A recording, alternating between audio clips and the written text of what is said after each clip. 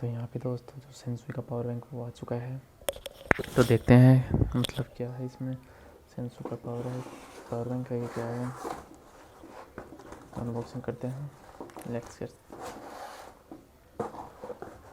तो यहाँ पे मैंने पहले ही रिबन काट लिया है एंड ये है सेंसुई पावर बैंक, ये है बिल, साइड में रखते हैं। एंड ये है जिसमें सेंसुई का पावर बैंक आया है।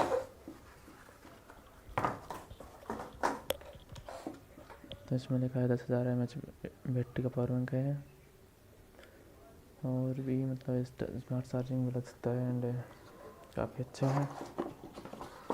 तो इसमें है पावर बैंक।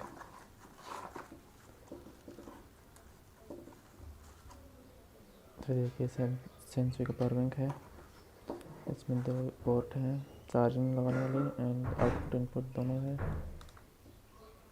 मतलब इसमें चार्जिंग भी है। अभी इसके अंदर जो एसेसरी आई है वो माइक्रो केबल है, जिसे चार्जिंग कर सकते हैं हम। एंड यूज़र मैनुअल है, मतलब काफ़ी अच्छा है, बस चार्जिंग भी है और स्लिम पीस है, तो काफ़ी अच्छा है। तो चलिए दोस्तों, मिलते हैं नेक्स्ट वीडियो में। चैनल को सब्सक्राइब कीजिए एंड बेल आइकन प्रेस कीजिए। Thank you.